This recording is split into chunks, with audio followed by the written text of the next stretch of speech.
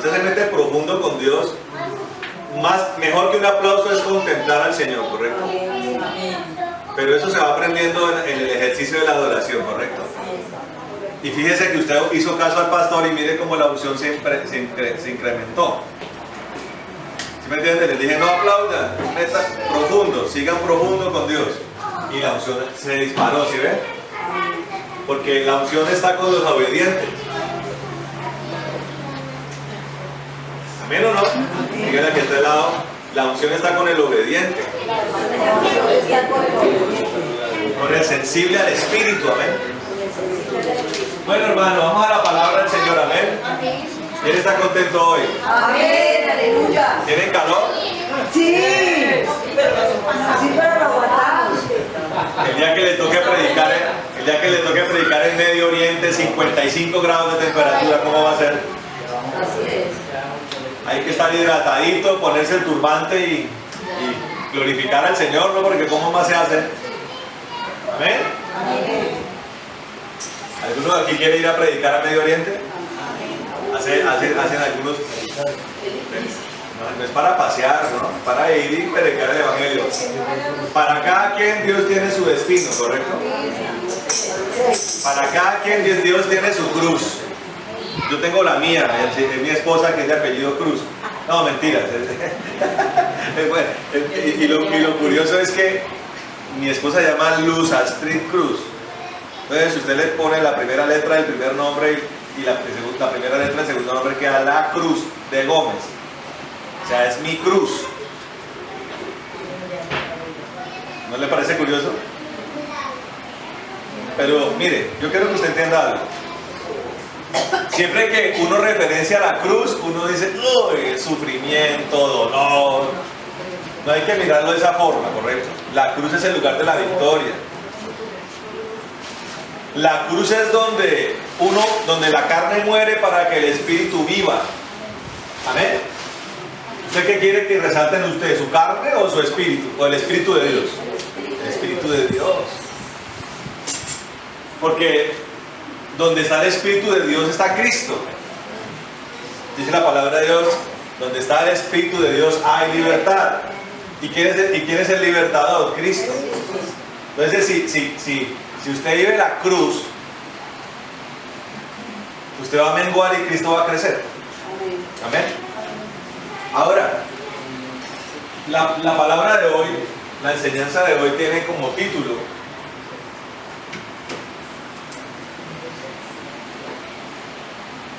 es un título bastante curioso.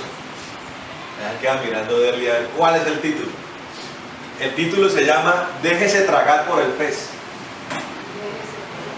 Déjese tragar por el pez. Amén. Déjese tragar por el pez. ¿Alguien ha estudiado acerca de los comienzos de la iglesia? ¿Sí o no? ¿Se han tomado la molestia? Yo soy una persona muy preguntona. Sí, yo soy una persona muy curiosa. Me gusta aprender. Me gusta saber de las cosas que ignoro. ¿Y qué más para aprender uno que la historia de la iglesia? Y a través del aprendizaje de la historia de la iglesia y la historia universal, es la mejor forma de saber que la iglesia en la que usted estaba no era la iglesia realmente. Yo había puesto ese ventilador hacia allá para que los de allá no tengan tanto calor. ¿Tienen esto? No hay caja para el pastor, yo creo. No, el pastor se puede quedar cocinándose, pero usted puede refrescarse, ¿sí? Yo no tengo problema con el calor. ¿Me entienden? Entonces, uno es curioso por la historia de la iglesia, ¿ve?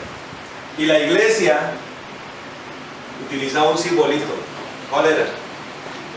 Que la gente le coloca a los carros. Pescadito.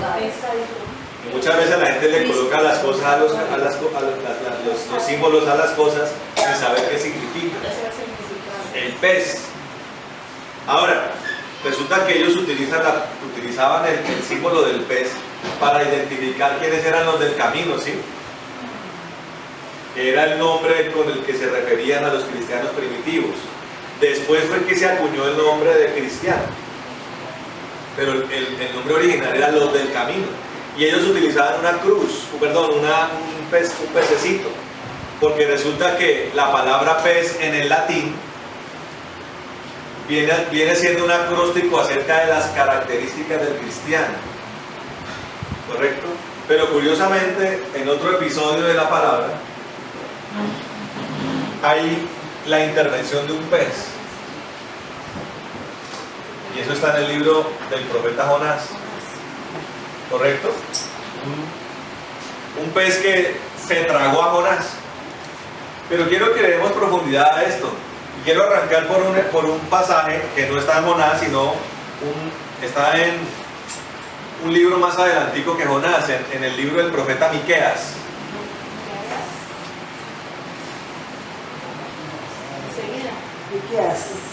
Miqueas en el capítulo 4. Y seguidito a Jonás. Allá les pega el ventilador, ¿no?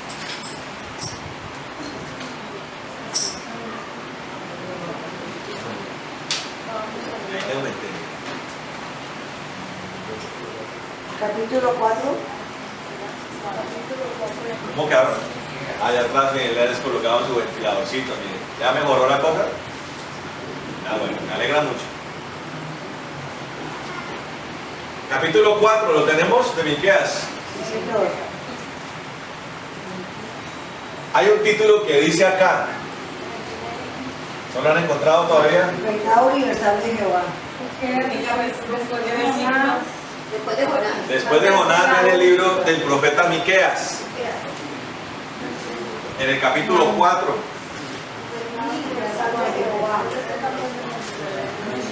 Aquí dice, en esta Biblia dice, Sión en la era mesiánica. Perfecto, aquí dice Sión en la era mesiánica. Y dice la palabra del Señor. Voy a leer del versículo 1, el versículo 1 y 2. Dice, acontecerá en los últimos días que el monte de la casa del Señor será establecido como cabeza de los montes, y será elevado más que las colinas, y correrán a él los pueblos.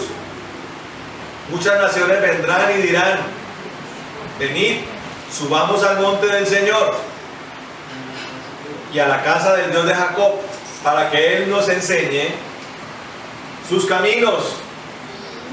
Amén. Para que Él ¿qué? Nos enseñe sus caminos y nosotros caminemos por sus sendas. Para que Él nos enseñe sus caminos y para que nosotros caminemos por sus sendas. Porque de Sión saldrá la ley y de Jerusalén la palabra del Señor. Amén. Amén.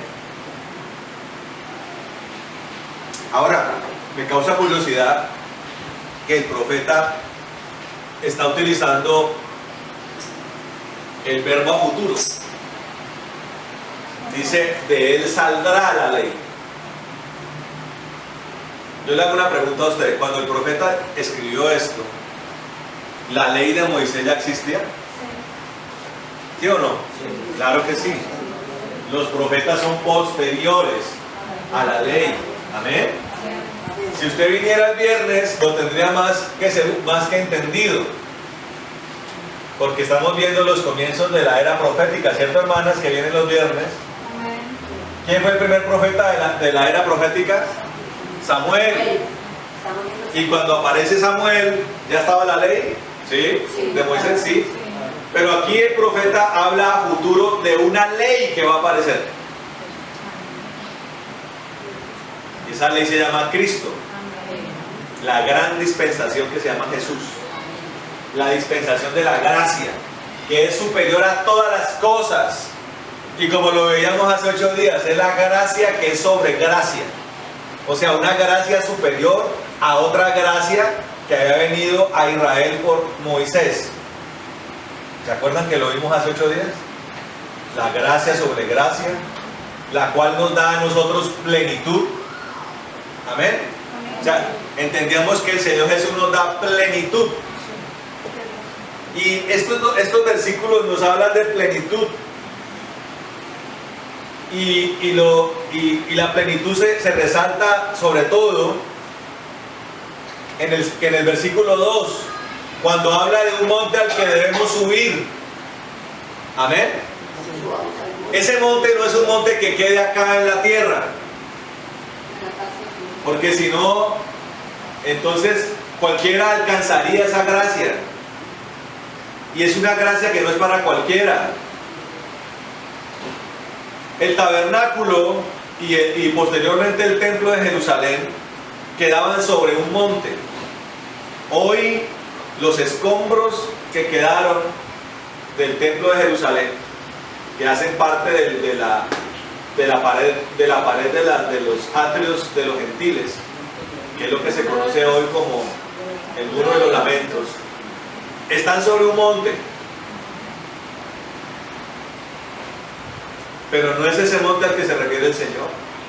O sea, lo que usted debe hacer no es subir al monte de Jerusalén, o por lo menos de la Jerusalén terrenal, no, sino un monte celestial. Amén. Donde está el trono de Dios, y al cual solamente podemos acceder por la gracia del Señor Jesucristo. Él es el único que nos puede habilitar para subir a ese lugar. ¿Amén o no? Amén. Y veíamos cómo la gracia era desatada sobre aquel que desea con intensidad al Señor Jesucristo. Amén. Y con intensidad ser como Él. Amén. Ahora, también dice en este segundo versículo, dice: cuando subimos al monte, Él nos enseña sus caminos, y nosotros caminamos por sus sendas. O sea, es la obediencia resumida en aprender los caminos del Señor y recorrer las sendas del Señor. Amén. Ahora usted dirá, ¿qué tiene que ver un pez con eso? ¿Qué tiene que ver un pez con eso? Pues devuélvase un poquito al libro de Jonás, ahí atrásito, corra una hojita.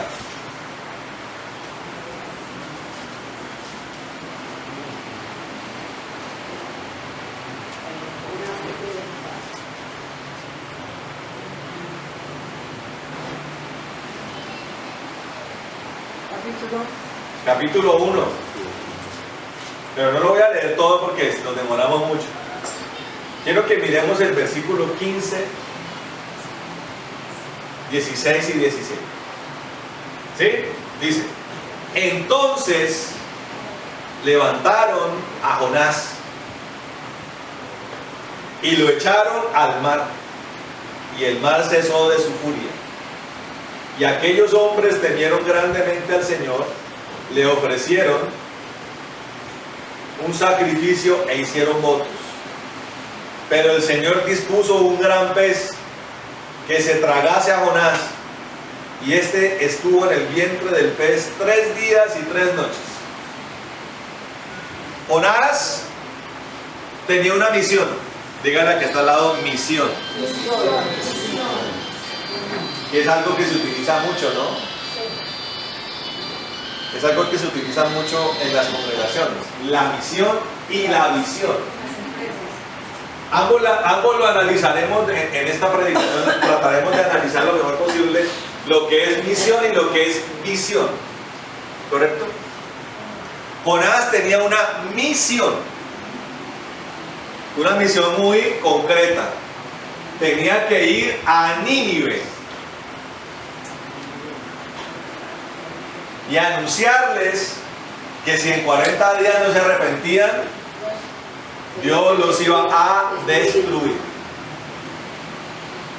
Dios se le aparece a Jonás, le habla y le dice: Jonás, tienes que ir a Nínive y anunciar que si no se arrepienten, de aquí a 40 días yo los voy a destruir. Si analizamos lo que hemos visto los viernes, ¿quién le habló a Jonás? El Hijo. Él es el que le habla, le dice: vaya Jonás, yo necesito salvar este pueblo, pero para poder salvarse le tiene que ser anunciada mi palabra. Y además tiene que arrepentirse. Y ahí quiero hacer una pausa, porque la gente entra en discursos y debates filosóficos y teológicos acerca de por qué Dios no salva a la humanidad. Sencillamente, ¿por qué Dios no interviene y detiene tanta pobreza y detiene tanta guerra y detiene tanto conflicto y tanta peste? Pues porque Dios es justo y Él no puede obrar lejos de su justicia, y la justicia que es por Cristo, que me apagan el equipo, la justicia que es por Cristo necesita de que se anuncien las buenas nuevas. Amén. Debe ser predicado el evangelio. Amén. Y además las personas tienen que arrepentirse de los pecados y de todo aquello que los mantiene separados de Dios, y por tanto los mantiene en estado de desgracia, porque notoriamente la palabra que contradice la gracia es la desgracia. El antónimo de gracia es desgracia. El que está con Cristo tiene que la gracia. Y el que no está con Cristo, ¿qué? Desgracia. Así de sencillo. Y el que está en desgracia, pues ¿cómo va a estar? Ahora, el evangelio se predica y las personas deben arrepentirse. Amén. Por lo cual el evangelio tiene que ser predicado, y para que se predique el evangelio tienen que ser las personas enviadas. ¿Quiénes son las personas enviadas? Así como Jonás fue enviado en el tiempo en que fue enviado, nosotros somos los enviados. ¿Quiénes son los enviados? Usted y yo. ¿Esperaremos que surja un Jonás? No. Usted es el nuevo Jonás. Pero de usted depende si usted va a tener la correcta reacción. Yo le pregunto, ¿Jonás tuvo la correcta reacción? No. ¿Se resistió? Se opuso, protestó, se puso de mal genio, renegó y se fue hacia el lado contrario al que Dios quería que Jonás fuera. O sea, Jonás con su actitud, díganle que está al lado actitud. Jonás con su actitud, no aptitud, sino actitud, contradice lo que su colega Miqueas dice en el capítulo 4 del texto que Miqueas escribió, donde dice que Dios nos enseña sus caminos y nosotros caminamos por sus sendas. Más atrás vemos a un Jonás que contradice la voluntad de Dios, y más adelante vemos un Miqueas que dice que debemos andar por los caminos que el Señor nos enseña. Dios le enseñó un camino a Jonás. Le dijo, tiene que ir hacia Nínive. Ahora, no era un camino desconocido para Jonás, porque Nínive era la capital del imperio asirio, notorios enemigos de Israel. O sea, él sabía dónde quedaba Nínive. No iba a tener un conflicto topográfico para encontrar a Nínive. ¿Sí? Yendo de la mano de Dios, además, nadie iba a oponerse al plan que tenía Dios con Jonás. De hecho, no lo tuvo en ninguna manera. La principal oposición para el designio que Dios le había dado a Jonás fue Jonás mismo. Y furioso se va hacia el otro lado, creyendo que podía escapársele de las manos a Dios. Yo le voy a decir una cosa, mi hermano. La palabra de Dios dice que la fe viene por Dios. Es un don de Dios. Amén. Y que la gracia es dada por Dios. La gracia no es algo que nosotros desarrollemos. La gracia no es algo que nosotros construyamos. Es algo que Dios nos da. por encima de nuestras incapacidades, por encima de nuestras debilidades, por encima de nuestros pecados. Dios nos da gracia a todos aquellos que creamos y que sigamos al Señor Jesucristo. Amén. Amén o no. Amén. Ahora, el desarrollo de la gracia tiene que ver con la obediencia. O sea, la reacción natural del que recibe gracia es la obediencia. Dígale que esta es la obediencia. Obediencia. Amén. Entonces, Jonás se va hacia otro lado. Aborda un barco. Malgeniado y protestón, aborda un barco creyendo que se le puede escapar a Dios. Dios levanta una tormenta. Hay veces que las personas se le acercan a uno: pastor, me siento como si estuviera en una tormenta. Ahora, para entender cómo opera una tormenta, usted tiene que ir a los textos bíblicos que hablan de tormentas, ¿sí? Y lograr interpretar en qué tipo de tormenta se encuentra usted. Ahora, puede usted estar en una tormenta tipo Gadareno o Mar de Galilea, que es una tormenta que viene a ser una oposición muy fuerte del enemigo, pero es una tormenta que fácilmente el Señor Jesús detiene. Solamente le ordena: deténgase, tormenta. Usted sabe que esa autoridad con la que el Señor detuvo esa tormenta es una autoridad que Dios nos ha dado a nosotros, y que mis ojos lo han visto desde lo espiritual e incluso en lo físico. En lo espiritual lo ve uno casi que a diario: tormentas que se levantan contra uno, oponiéndose al plan de Dios, ¿sí? Y al propósito por el cual Dios lo levantó a uno, ¿sí? Uno asume la autoridad del Señor y reprende esa tormenta, que son sencillamente entidades demoníacas que se levantan contra uno. Amén. Y también he visto cómo tormentas reales, físicas, se detienen y se dispersan con la autoridad del nombre de Jesucristo. ¿Usted sabía? Yo lo vi una vez en un colegio. Necesitábamos hacer una campaña evangelística y Dios además quería levantar una obra en ese lugar, levantar una congregación, y había una tormenta terrible esa mañana. Llovía cántaros, como a veces suele llover en Bogotá, ¿no? Y necesitábamos el patio despejado. ¿Qué hicimos? Oramos, hermano. Le ordenamos a las nubes que se detuvieran. ¿Qué cree que pasó? Se detuvieron. Y se abrió un boquete en esa zona de Bogotá, mientras en los demás lugares siguió lloviendo. En ese boquete que se abrió en Bogotá, el sol resplandecía. ¿Cómo le parece? ¿Quién le da un aplauso al Señor?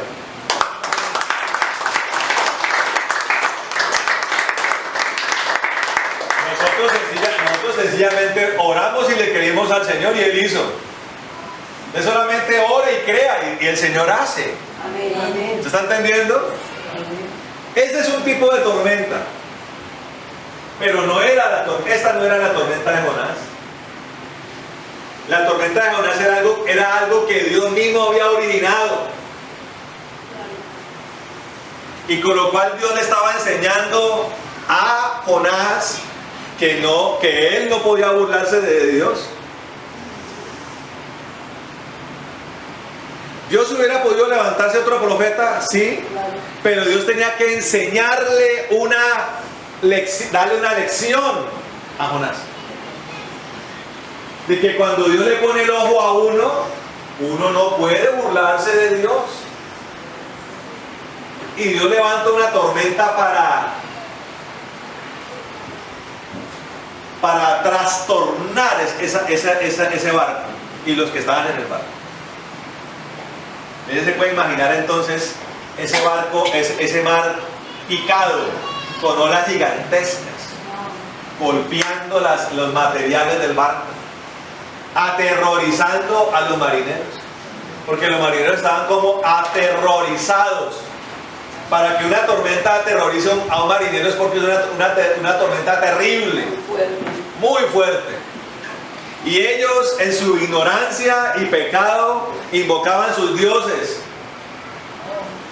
Invocaban sus dioses, echaban los dados, buscaban la adivinación, el augurio de sus dioses. Pero había uno dentro de ese barco que tenía de su lado al Dios verdadero, pero por su testarudez él no invocaba a ese Dios, porque sabía que la única forma de que la tormenta se detuviera era que le tenía que hacer caso al Señor. Cuando los marineros se enteran de esto, y ellos dimensionando el Dios que respaldaba a Jonás, o el Dios de Jonás, ellos decidieron parar el tormento que estaban viviendo, lanzando a Jonás al agua. Lo cogieron de brazos y piernas y lo lanzaron al agua. Porque ese es el efecto que produce el Dios de Israel en muchas personas. Muchas personas pueden no seguir a Dios, pero saben que el Dios de Israel es un Dios poderoso. La gente sabe que el Dios de los cristianos es el Dios verdadero. Amén, amén. Y que es un Dios inconfrontable.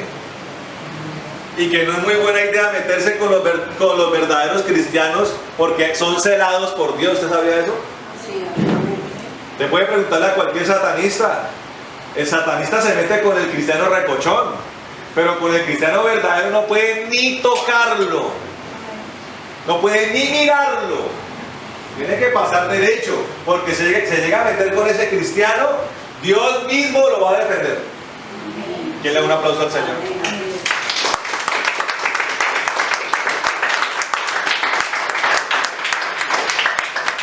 Dios mismo lo va a defender, hermano. Esta gente entendió esto, lanzan a Jonás al mar. Y en ese naufragio de Jonás, contrario a lo que debería haber pasado, que era que Jonás debía replantear su testarudez, su obstinación, Jonás decide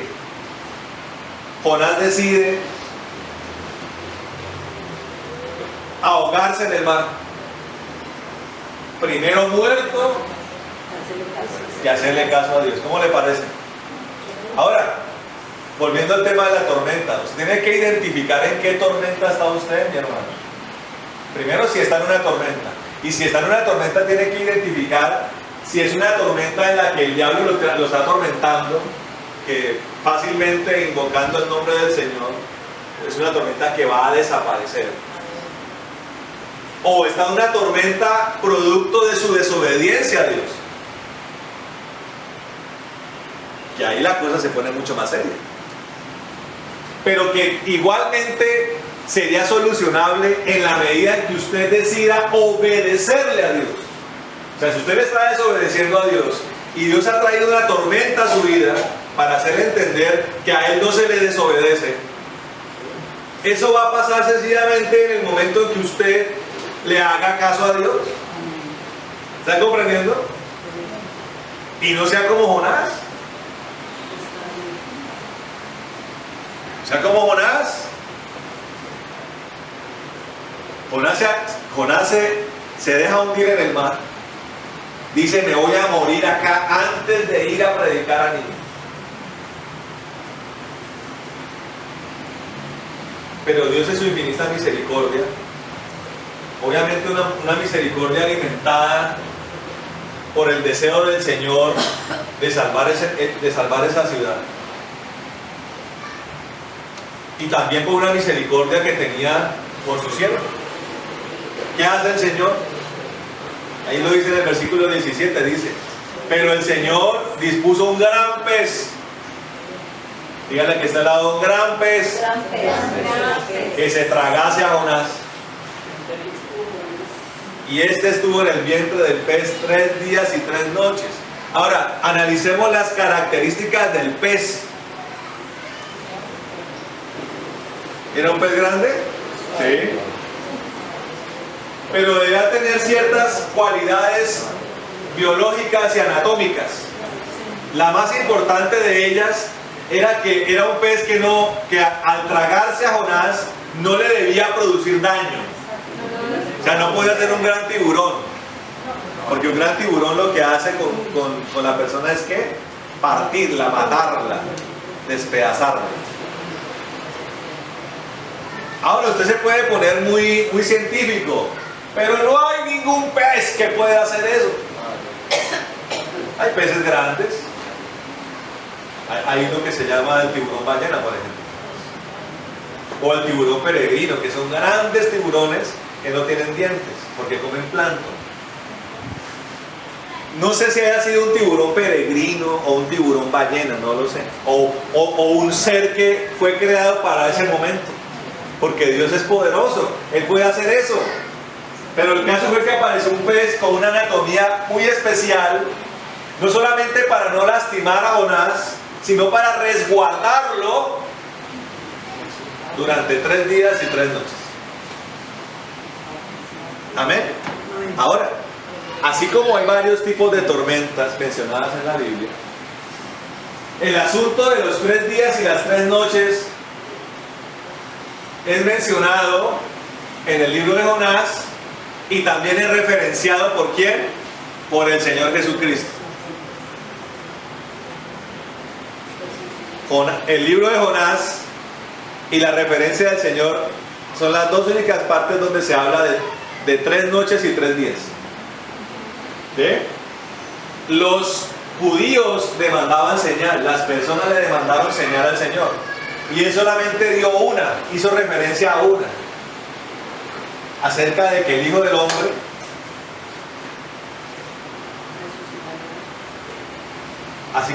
hizo referencia a lo que pasó con Jonás, acerca de los 3 días y las 3 noches. O sea, 3 días y 3 noches en los cuales iba a estar inmerso el Hijo del Hombre. El Hijo del Hombre, ¿en dónde estuvo 3 días y 3 noches?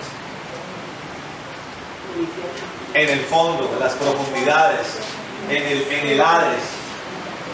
¿Sí? Que fue donde le arrebató las llaves del Hades y de la muerte al enemigo. Correcto. Y en el capítulo 2, Jonás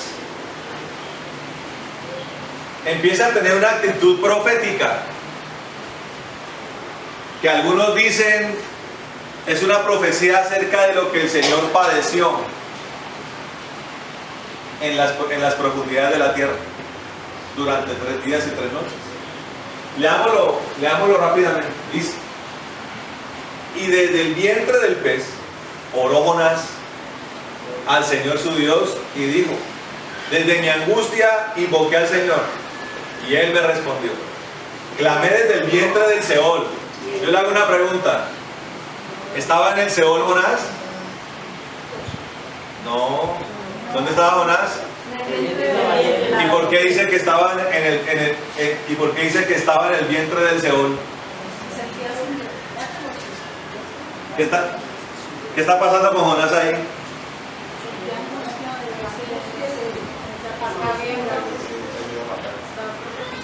Está profetizando. El espíritu de la profecía, que ¿quién es? Cristo, toma el control de la vida de Jonás. Y en ese lugar comienza a profetizar acerca de lo que le iba a ocurrir al Mesías, no en el vientre de un pez, sino en el vientre del Seol, o sea, en las profundidades de la tierra. ¿Me está entendiendo? Mire cómo de una desobediencia, mire cómo es Dios de perfecto, de una marcada desobediencia de Jonás, Dios aprovecha ese escenario para profetizar acerca de la perfecta obediencia. ¿Está entendiendo? Eso se llama gracia, revelación de gracia. De la desobediencia de Jonás, de su obstinación, de su testarudez, Dios aprovecha para profetizar acerca de la perfecta obediencia. ¿En cabeza de quién? Del Mesías, del Hijo de Dios, amén. Dice que clama desde el Seol, desde el fondo del Seol. Dice acá que alguien está clamando desde lo profundo del Seol. Dice el versículo 3: me arrojaste a lo profundo, en el corazón de los mares, y me rodeó la corriente. Ya vuelve a ser como Jonás, ¿sí me entiendes? Lanza un pico profético, vuelve a ser como Jonás el que habla. Dice, y me rodeó la corriente. Todas tus ondas y tus olas han pasado sobre mí. Yo dije, expulsado soy de delante de tus ojos, pero aún he de ver tu santo templo. ¡Pum! Otra vez pico profético. Está hablando de que fue expulsado. ¿Quién fue expulsado? ¿Quién fue expulsado? Cristo.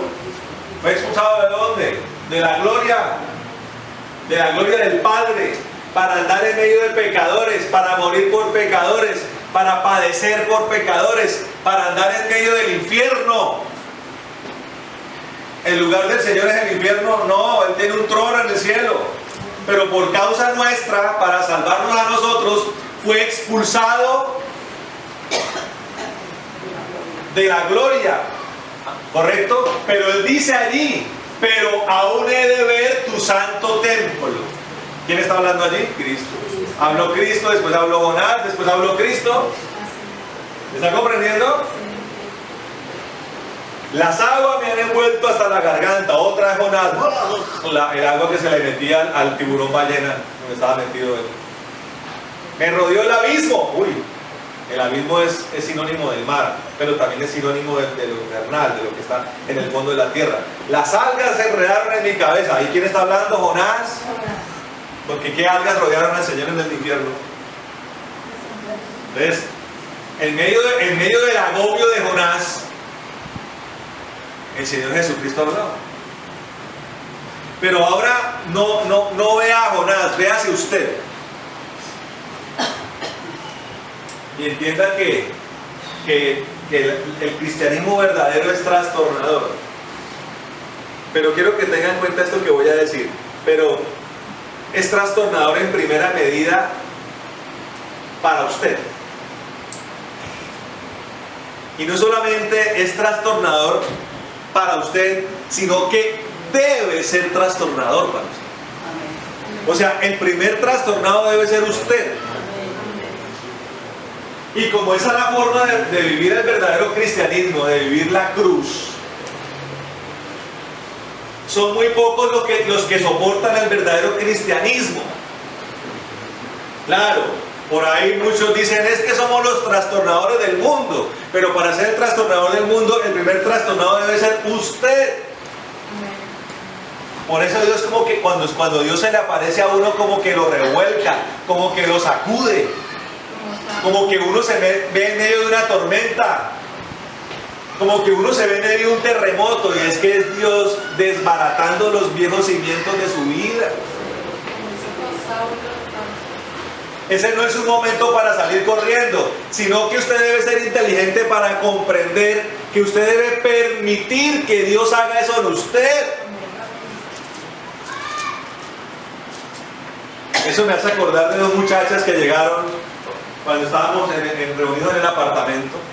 Llegaban plagaditas de demonios. Orando al Señor lograron ir a la iglesia. Cuando la gloria de Dios inundó ese lugar, el apartamento, ellas empezaron a sentir que les jalaban las patas. ¿Quién cree que estaba haciendo eso? Los demonios que estaban sintiéndose atormentados. Yo les dije a ellas, no salgan corriendo, porque Dios las va a liberar. No, prefirieron salir corriendo, como salió corriendo Jonás. Por ahí hay una que ha tratado de volver a la iglesia, pero ¿qué oposición? La otra sí, no se le ha medido a volver. Tiene que permitir que Dios lo trastorne su antigua forma de vivir. Usted tiene que permitir que Dios le trastorne los demonios que usted tiene, se los saque. ¿Usted no quiere que Dios lo libere? Amén. Claro. Dios tiene que liberarlo, tiene que sacudirlo, tiene que quebrantarlo. Y aquí en medio de la angustia de Jonás, el Señor estaba manifestando el futuro, el designio futuro de la salvación que viene por él. De cómo a nosotros Dios nos ha sacado del Seol. ¿De dónde cree que lo sacó el Señor a usted? ¿De su casa? No, Dios lo sacó del infierno, hermano. Y el objetivo de aquel que es sacado del infierno es que usted un día conozca el templo santo del Padre. Amén. Amén. Amén. Por eso el Señor Jesucristo es como el gran pez. Amén. Que lo saca del abismo, así como estaba Jonás allá cayéndose así, caía como una piedra. Se estaba echando a la suerte de la tormenta y del mar, de la furia del mar. Pero Dios envió un pez, primero para salvar ¿a quién? A Jonás. Pero la idea de salvar a Jonás era salvarlo a él, pero también el propósito era salvar ¿a quién? A Nínive. O sea, había amor por Jonás, pero también había amor por Nínive. ¿Y qué podemos hacer? Dios quería que fuera Jonás el que fuera Nínive. ¿Era Jonás o era Jonás? Ahora, la pregunta que usted tiene que hacerle a Dios es: Señor, ¿cuál es mi Nínive? Porque usted no está acá para que usted se sienta feliz y contento. Claro, la presencia de Dios, su salvación, nos hace sentir obviamente contentos, pero ese no es el objetivo per se. Dios lo ha levantado a usted, lo ha salvado a usted porque Dios tiene un Nínive para usted. Amén. 3 amenes. 3 amenes. Amén. Dios tiene un Nínive para usted. ¿Amén o no? Amén. Un propósito. Más que un plan, es una meta. Ya Dios podrá tener 50.000 formas de que usted llegue a conquistar Nínive. Pero tiene que convencerse de eso.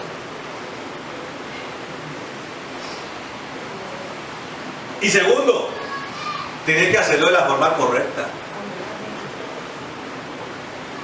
¿La forma correcta fue la de Jonás? No. ¿La forma correcta quién la ejerció? Cristo. Eso no se ponga usted a buscar a ver qué pastor es perfecto, a ver qué apóstol es perfecto, a ver a quién usted puede imitar aquí en la tierra. No.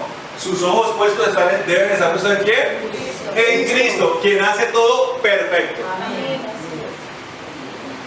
Él no le falló en una sola coma a su Padre. Y no le ha fallado porque aún sigue haciendo la obra del Padre. Él no la ha terminado, ¿usted está bien? Ya ha hecho la parte más importante. Pero Él todavía está con nosotros haciendo la obra del Padre. Amén. Amén. Entonces hay un Nínive que lo está esperando. Porque mucha gente se queda, ay, es que Dios me bendice, es que Dios me provee, es que Dios es bueno conmigo, es que Dios me apapacha, es que Dios me arrulla. No.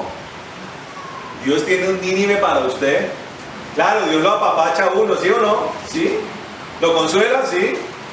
Pero Dios tiene un Nínive que a usted lo está esperando. Usted puede decir, no, yo estoy muy joven.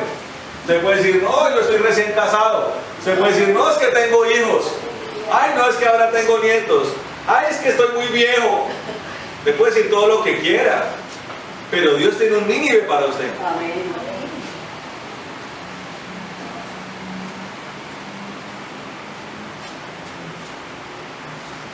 Y Dios va a hacer todo lo que esté al alcance para que usted lo cumpla. ¿Amén o no? Amén. Ahora, quiero que partamos del hecho de que lo primero que Dios hizo fue tener misericordia de Jonás. Amén. Partamos de ese hecho. Así como Dios tuvo misericordia de Jonás, Dios ha tenido misericordia de usted. Quiero que vayamos a un pasaje, sin dejar de lado aquí el libro de Jonás. Quiero que vayamos a un pasaje que está en el libro en el Evangelio de Lucas.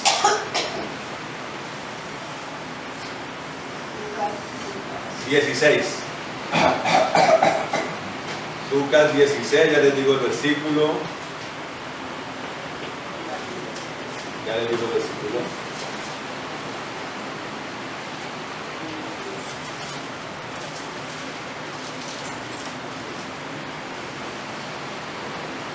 Versículo 12. Pero vamos a leer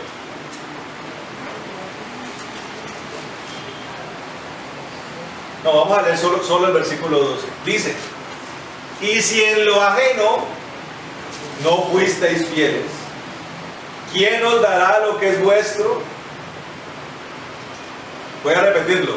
Y si en lo ajeno no fuisteis fieles, ¿quién os dará lo que es vuestro? Ahora, recuerden lo que pasó en el vientre del pez, ¿no? Hablaba Jonás, de repente hablaba Cristo. Volvió a hablar a Jonás. Era como si Jonás entrara como en trances. Me estoy ahogando con esta agua salada. Y después hablaba Cristo acerca de que fue arrojado al Seol. Me rodean las algas y los abismos. Y después dice Cristo el Señor: volveré a ver tu santo templo. ¿Está entendiendo? Ahora, este pasaje de Lucas es un pasaje que habla acerca de fidelidad en cuanto a cosas, en cuanto a riquezas. Y ese pasaje termina hablando acerca de que no se puede servir a dos señores. O se sirve a Dios o se sirve a las riquezas. Pero este fue un pasaje que tuvo que haber dejado pensando a los apóstoles y a los discípulos. En un entorno de riquezas, en un pasaje aparentemente donde solamente se habla de cosas monetarias, Dios les bota este dato a través del Señor Jesucristo: que si uno no es fiel en lo ajeno, ¿cómo Dios le va a dar a uno lo propio? Los apóstoles se habrán quedado pensando: oiga, pero si yo no tengo nada. Póngase a pensar usted, ¿qué tanto tenían los apóstoles en ese momento? ¿Habían dejado todo?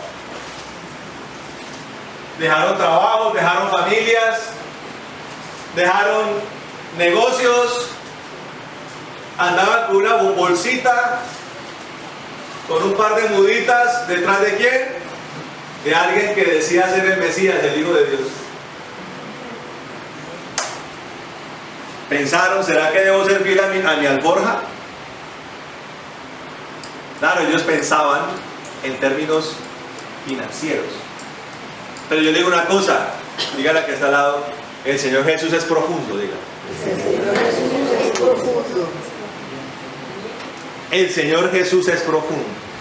Ahora, dejen de lado a los discípulos y póngase usted en el lugar de ellos. ¿De qué fidelidad estará hablándonos el Señor, hermano? ¿Qué es lo primero que tenemos que administrar nosotros para poder después administrar lo ajeno? Claro, la iglesia, la obra del Señor tiene manejos financieros, claro que sí. Porque estamos en este mundo y en este mundo no se pueden pagar las cosas con billetes de tío rico, ¿sí o no? La cuota de esta casa se paga con plata, hermano. El arriendo en Bogotá se paga ¿con qué se paga, Pastor Antonio? ¿Con tapitas de Coca-Cola? No, con plata. Y la cuota que tiene que pagar el Pastor Carlos en Canadá, ¿con qué se paga? Con dinero.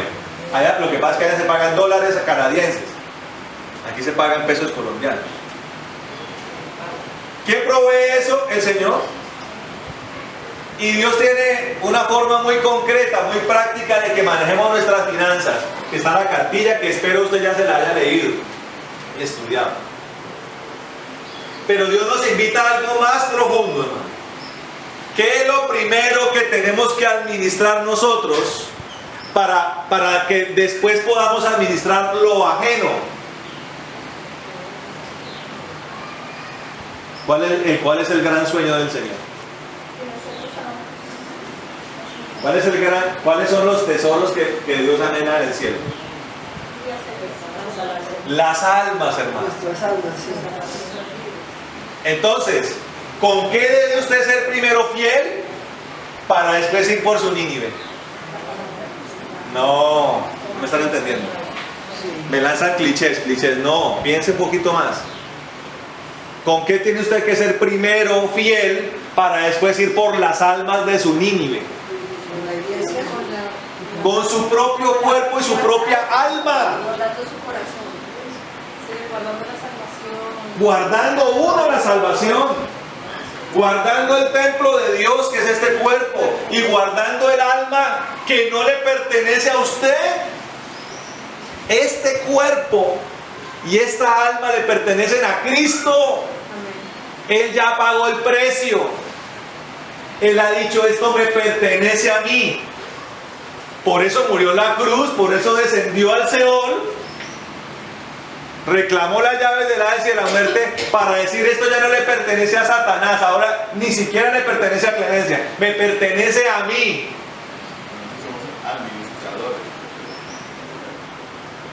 Ya no somos los dueños de este cuerpo y de esta alma, somos los administradores de este cuerpo y alma. Así es.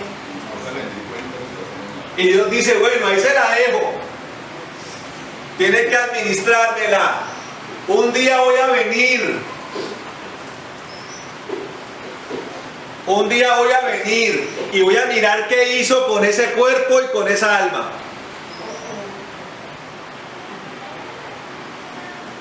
Y le digo una cosa, administrar un cuerpo y un alma es de abnegación. Mucho dominio propio. Es de dominio propio. Hay que andar en la presencia de Dios, haciendo las cosas derechas, haciéndole caso a la palabra del Señor, estando en oración, en santidad, recordando que Dios va a reclamar a ver qué hizo usted con esto. Porque si usted todavía está haciendo lo que no debe, haciendo este cuerpo un guiñapo, y todavía está en la cornisa de la perdición, entonces usted tiene un problema con Dios. Y solamente hasta el momento en que usted se aferre a la salvación, o sea, usted sepa administrar este cuerpo y sepa guardar la salvación de su alma, entonces estará listo para poder administrar lo ajeno, que es el Nínive que Dios tiene para usted. ¿Cómo puede uno estar listo para salvar a Nínive si todavía no salvó usted? Ahora sí entiende por qué muchas visiones y proyectos fracasan. La visión es como el proceder, la forma en la que se debe alcanzar el objetivo que Dios tiene. ¿Están comprendiendo? La visión es la forma en la que se va a hacer, en la que se va a cumplir la misión. Y la gente tiene muchas visiones de las cosas. Pero la visión de Dios es sencilla. La visión de los hombres se vuelve compleja. La visión de Cristo es clara. ¿Qué debe hacer la persona? Ser como Jesús. ¿A quién deben seguir? A Cristo.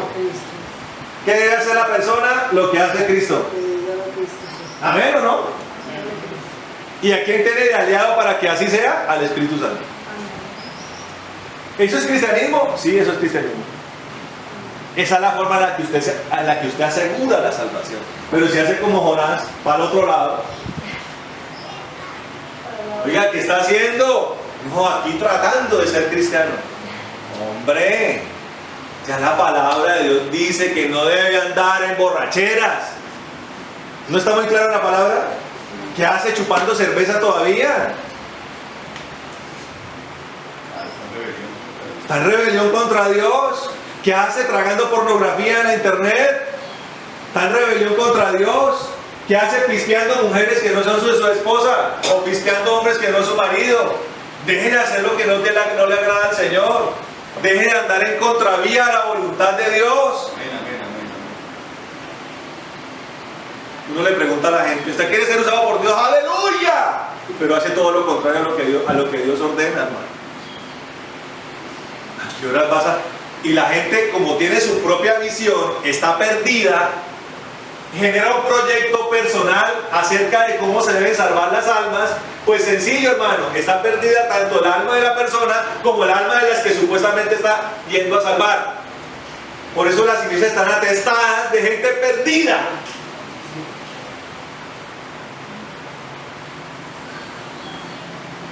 Están perdidos en sus pecados, en su maldad. Pueden estar llenas las iglesias, pero están perdidos. Porque el Jonás que Dios levantó no ha hecho lo correcto delante de Dios. ¿Usted me está comprendiendo? Por eso la necesidad de nacer de nuevo, hermano. De ser transformados por el Espíritu. Porque es el Espíritu el que lo sensibiliza a uno en el correcto camino de Dios.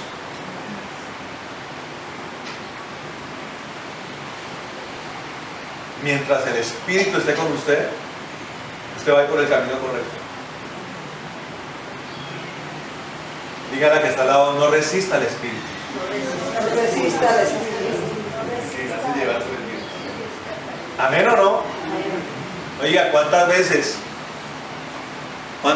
en todos estos años el enemigo ha hecho intentos de que yo dé una mala referencia de mi pastor Pablo o del pastor Antonio?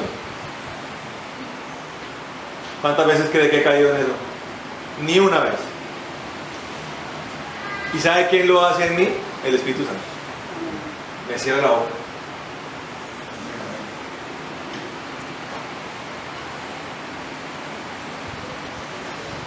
Y si lo hace en esa área, el Espíritu Santo lo hace en todas.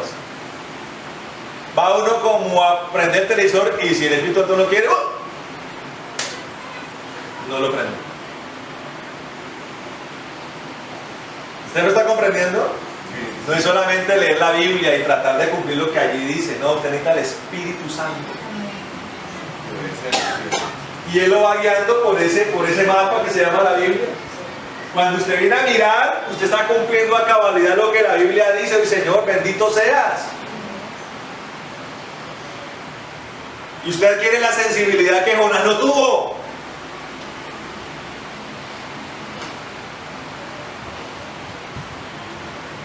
Y cuando usted vive en esa dimensión, oiga, su vida se vuelve suave, hermano, liviana. Deja de ser protestón usted. Hay gente que todo lo protesta, todo lo cuestiona. ¿Pero por qué? ¿Y por qué? ¿Y por qué? Y es que por allá yo vi un pastor, todo lo cuestiona. Dígale a que está al lado, no cuestione tanto, dígale. Y hágale caso a Dios. Hágale caso a Dios, hermano. Así de sencillo. Pero ¿por qué no puedo ver tanta televisión? ¿Por qué será, hermano? Pero ¿por qué no puedo ir a fiestas? ¿Por qué será, hermano? Pero un traguito al año no hace daño. Pero hombre, por Dios.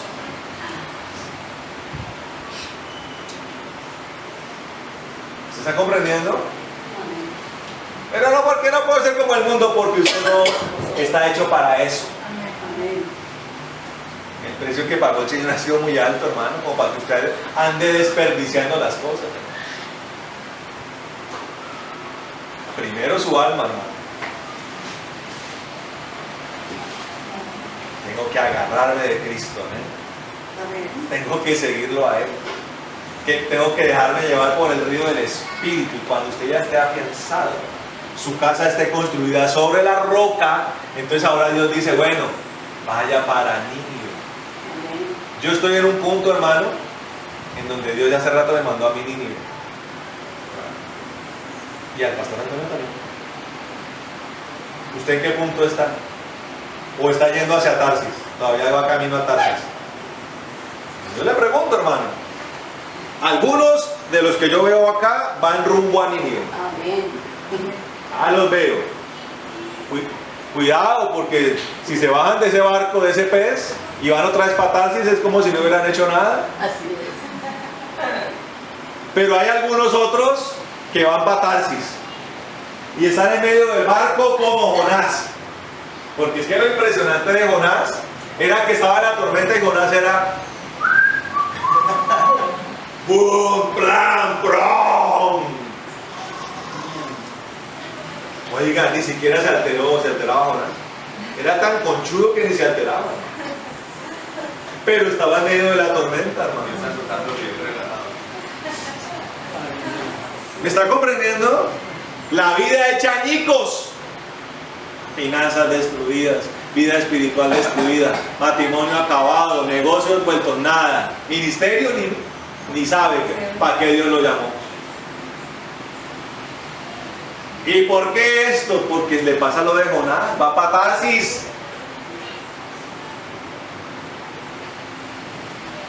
Yo sí hubiera imaginado que el Señor hubiera salido corriendo y hubiera ido a esconderse por allá a Capernaum. Pero el Señor no lo hizo. Él fue a la cruz, hermano. Amén. Amén.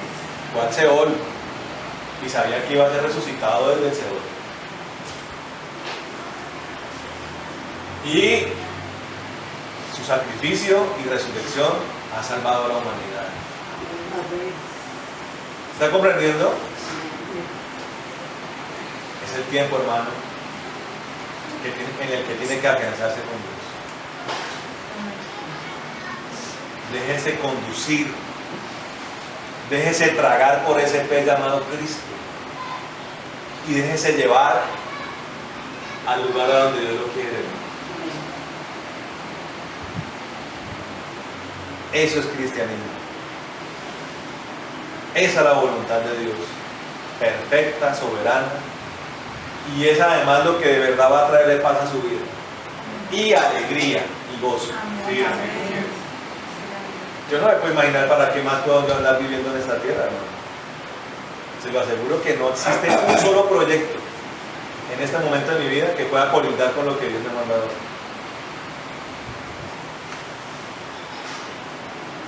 Y lo tengo tan claro que no me ando inventando cosas. Y sé que Dios me va a llevar paso a paso a todas las cosas que Él tiene para mí. No me afano, no corro, no me enloquezco, no me pongo ansioso. Dejo que el Señor haga. Dejo que el Señor provea. Dejo que el Señor me pruebe. Creo en Él y me saca de las pruebas.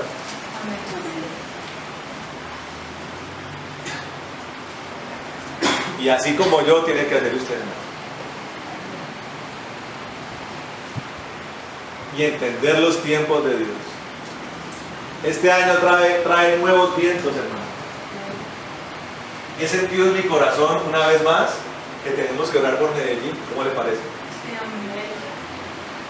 Pero solamente Dios sabrá cuándo volveré otra vez. Pero por ahora voy a empezar a orar, ¿sí me entiende? ¿Y eso de quién es mío? No, del Espíritu. Sea sensible a la voz de Dios, hermano. Y obedézcale. Quiero terminar con este versículo, hermano. que está en, creo que es Primera de Corintios, capítulo 6. Sí, Primera de Corintios, capítulo 6. Busquémoslo.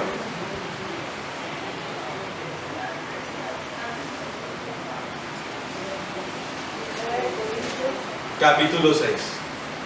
Esto confirma lo que les hablaba acerca de lo que tenemos que administrar para Dios. Versículo 20 dice, miren lo que dice.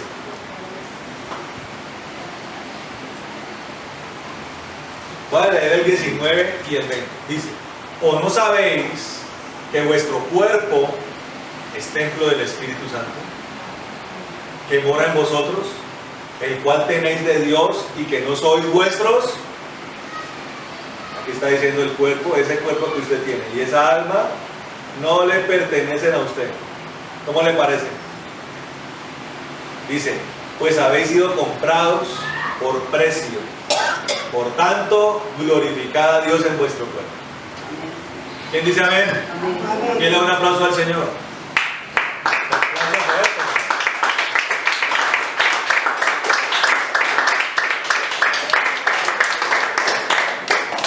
¿Cuál es nuestra misión? Glorifiquemos al Señor en nuestro cuerpo. Glorifiquemos al Señor en nuestra vida.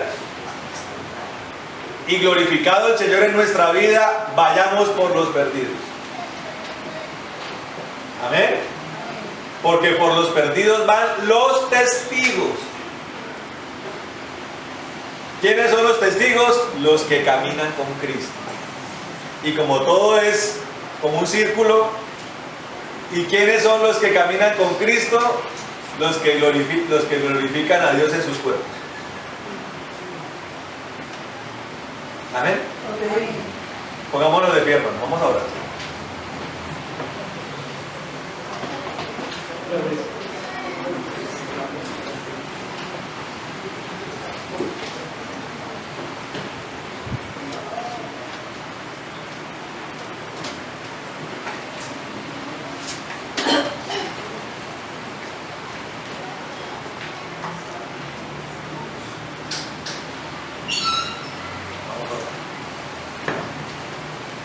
Bueno, bendito Señor, te alabamos en esta hora.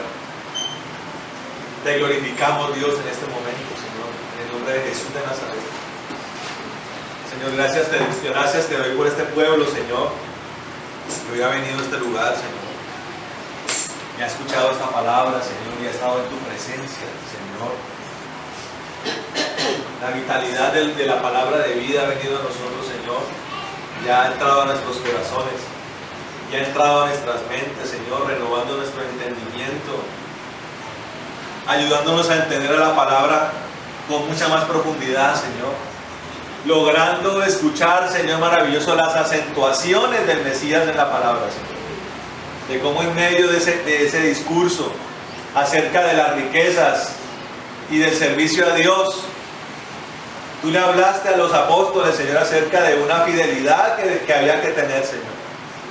Amado Dios de la gloria, y de cómo esa fidelidad tiene que ver, Señor, con aferrarnos a ti, Señor maravilloso, andar en tu paz y en el gozo de la salvación. El gozo de la salvación es la seguridad de que somos salvos, Señor, de que estamos haciendo lo correcto, de que vamos por el buen camino, y andamos por el buen camino porque eres tú el que nos enseña ese camino, Señor. Para poder andar por el buen camino tenemos que ser sensibles a tu voz, tenemos que ser sensibles a tu andar, tenemos que tener un deseo de andar contigo, Señor. ¿Cómo voy a hacer tu voluntad, Señor? ¿Cómo voy a dirigirme por el buen sendero si no deseo andar contigo? Pero la verdad es que deseamos andar contigo, Señor, caminar contigo, Señor maravilloso. Nosotros en el nombre de Jesús nos despojamos de toda actitud, Señor, hostil, de toda actitud, Señor, obstinada, testaruda, Señor, con la que hemos podido tal vez tratar de ejercer nuestra vida cristiana. Y hoy te pedimos perdón. Allí, hermano, pídale perdón a Dios por esto. Pídale perdón a Dios por andar por su propio camino. Pídale perdón a Dios por hacer su propia voluntad. Pídale perdón a Dios por andar buscando sus propios sueños. Hermano, no son sus sueños, no es su bienestar, es el deseo de Dios, es el plan de Dios, es el designio de Dios el que usted tiene que vivir, hacia donde usted tiene que dirigirse. Es el objetivo que Dios ha trazado para su vida.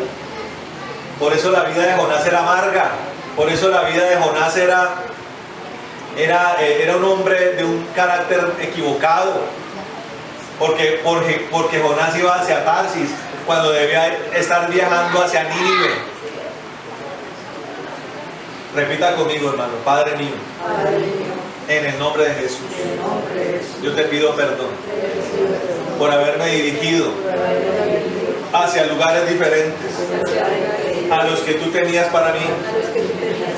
Pero hoy he escuchado tu palabra y quiero ser sensible a tu voz. Quiero caminar contigo, Jesús amado. Quiero andar contigo. Quiero que me enseñes el camino. Quiero que me enseñes la senda. Quiero subir el monte y llegar al templo santo. Quiero llegar a ese lugar y glorificarte y adorarte por la eternidad. Hoy te pido, Señor, que me ayudes a afirmarme en ti. Hoy quiero construir mi casa sobre la roca. Hoy quiero afirmarme en la salvación. Hoy creo en ti y quiero seguirte. Hoy renuncio a lo terrenal. Hoy renuncio a lo superficial. Hoy quiero lo grande. Hoy quiero que tú, como un pez, me atrapes y me lleves por los mejores vientos, por las mejores aguas, por tu caudal, hacia el objetivo principal, que es mi salvación. Y acepto ir a Nínive. Muéstrame cuál es mi Nínive, cuál es el lugar o los lugares a los cuales me quieres llevar, Señor. Sin protestar, iré. Señor, destruye de mi vida toda raíz de amargura, todo resentimiento que esté siendo un tropiezo para hacer tu voluntad. Hoy quita de mí toda rebeldía, quita de mí toda obstinación. Hoy quiero ser obediente a tu palabra. Hoy quiero agradarte, quiero agradar tu corazón. Quiero que de mí salga un perfume aromático que produzca deleite en ti. Hoy levanto incienso para ti, Señor. Quiero también, Señor, comer contigo, habitar contigo. Entra a mi vida, entra a mi casa, entra a mi mente, entra a mi corazón, entra a mi alma, llena mi cuerpo de ti. Quiero que todo mi ser te alabe, te adore, te reconozca. A ti quiero servirte, a ti quiero honrarte por el resto de mi vida y por la eternidad. En el nombre de Jesús. Amén. Señor, te pido que tomes estas palabras de toda sinceridad, Señor, y las colocamos delante de ti, Señor, para que conforme a esa sinceridad, Señor, tú movilices la gloria de tu Espíritu, el reino de los cielos, a favor de todo aquel que hoy ha aceptado este proyecto, de todo aquel que hoy ha aceptado este designio, de todo aquel que ha aceptado esta meta y este objetivo, en el nombre de Jesús. Y pido, Señor, que haya coinonía, que haya unidad en esto, Señor, para que todos juntos alcancemos, Señor maravilloso, las medidas del varón perfecto, para que todos alcancemos las metas y los objetivos que tú has trazado, el objetivo general como misión, el objetivo individual que tienes para nosotros.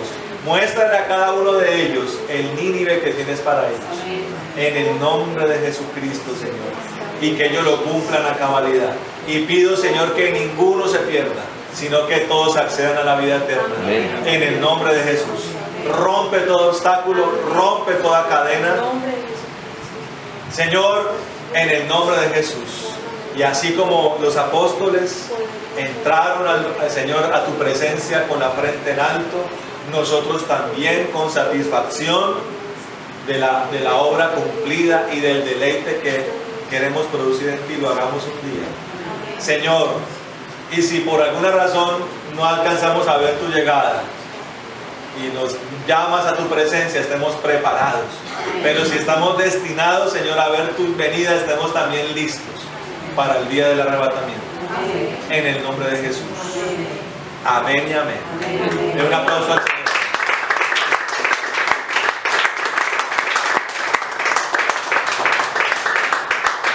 Ponga su mano derecha donde está enfermo, hermano. Vamos a orar. Yo aquí le voy a poner manos al pastor. ¿Eh? Vamos a orar. Señor, en el nombre de Jesús.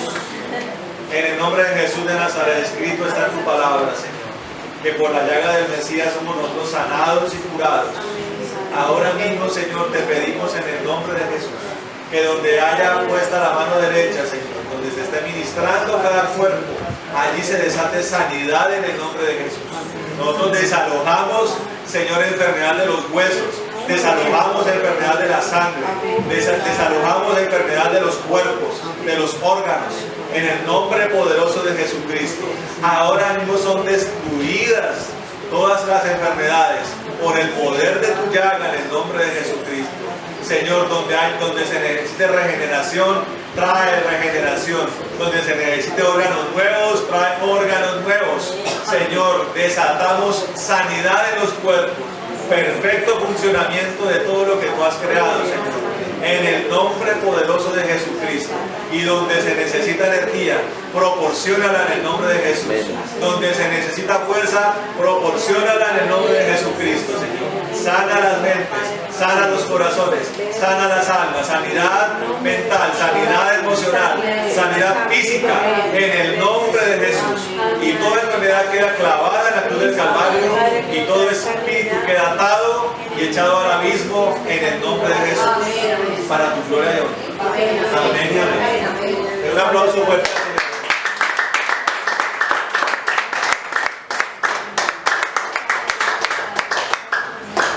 Bueno, hermano, vamos a aprender y a diezmar, amén.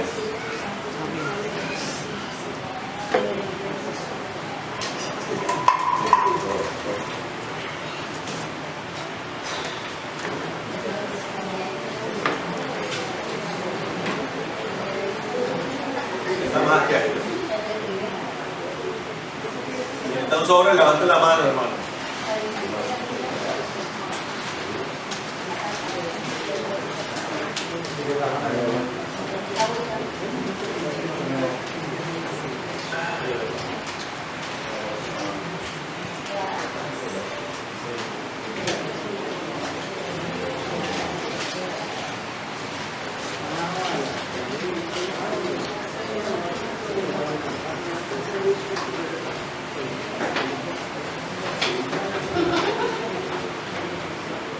Ya saben, por familias, ¿no? Si por ahí solito me lo adoptan, háganme el favor. ¿Listos? Bueno, vamos a orar. Bendito Dios de gloria y poder, en el nombre de Jesús de Nazaret, te damos gracias, Señor, por este tiempo. Amado Rey, hoy reconocemos, Señor Jesucristo, una vez más, el sumo sacerdocio, Señor, el sumo sacerdocio de nuestro Señor Jesucristo, con el cual te presentas, amado Rey, delante del Padre, con tus marcas, el registro del sacrificio, para que hallemos favor y gracia delante de los ojos del Padre. Señor, gracias, Señor, y pedimos conforme a este reconocimiento que tú reprendas el devorador de nuestras vidas y que abra las ventanas de los cielos para que haya abundancia y sobreabundancia, Señor, en el nombre de Jesús. También traemos las ofrendas con liberalidad, desprendimiento y misericordia, y pedimos que conforme a esto, Señor, tú recompenses y multipliques ampliamente.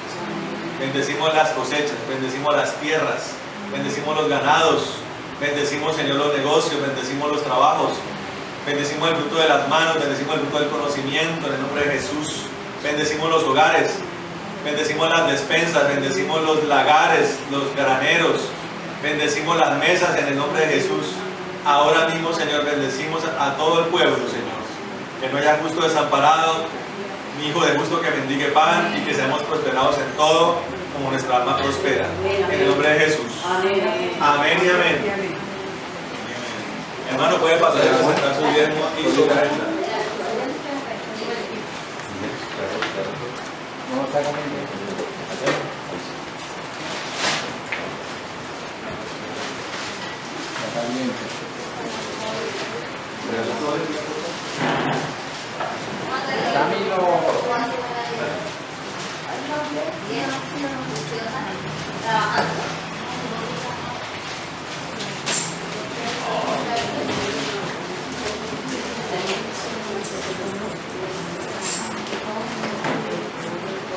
Bueno, ¿listos, hermanos?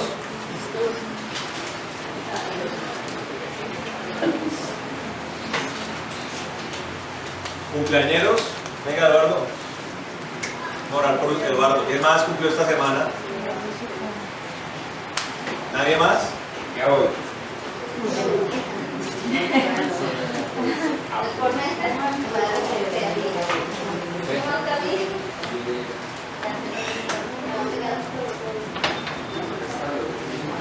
Bueno, vamos a orar por nuestro hermano Eduardo. Levantemos todas las manos para orar por él, amén, para bendecir. Señor, en el nombre de Jesús, te damos gracias por Eduardo, Señor. Señor, los que somos de esta casa, sabemos la bendición que es para nosotros, Señor.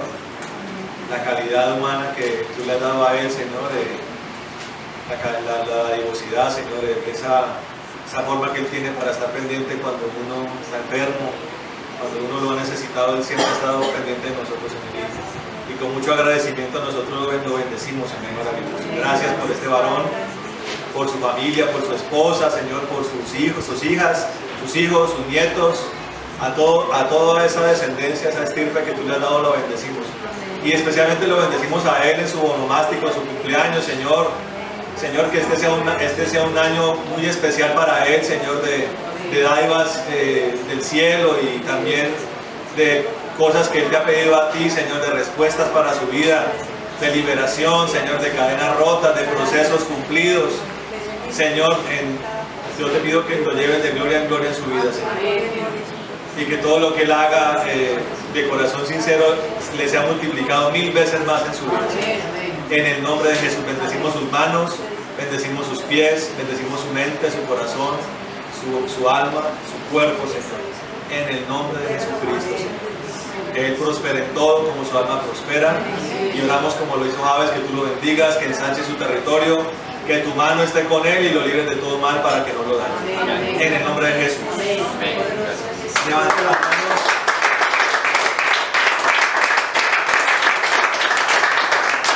Levante las manos, vamos a despedirnos, amén. Señor, en el nombre de Jesús oramos como lo hizo como lo hizo Aarón. Que tú nos bendigas, Señor, y nos guardes. Haga resplandecer tu rostro sobre nosotros, tengas de nosotros misericordia. Alces tu rostro sobre nosotros y pongas en nosotros paz. Señor, estamos contentos por este hermoso día, por estar en tu presencia, por haber estado con nosotros, Señor. Señor, cúbrenos con tu sangre preciosa. Llénanos con la gloria de tu Espíritu de manera abundante, que brote en nuestros corazones como un río de agua viva, Señor. Regálanos tu chequina, tu columna de fuego, Señor maravilloso. Atamos toda retaliación y venganza, muerte, calamidad, enfermedad. Bendecimos las casas, bendecimos las vidas, matrimonios, Señor, de todos mis hermanos. Señor, regálanos la paz que sobrepasa todo entendimiento, el gozo de la salvación. Y que tú, amado Señor, acampes alrededor de los que te tememos y nos defiendas siempre. En el nombre de Jesús. Amén y amén.